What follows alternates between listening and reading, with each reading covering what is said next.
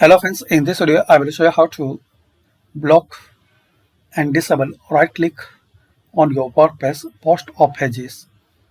So search this plugin WP Content Copy Protection and no right click.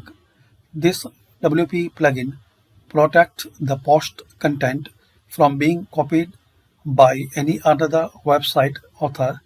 Content copy protection. You don't want, so just guys, you have to install and activate.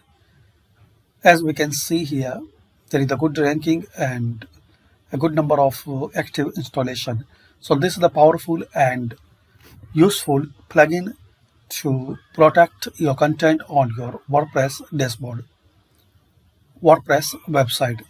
So thanks for watching this video.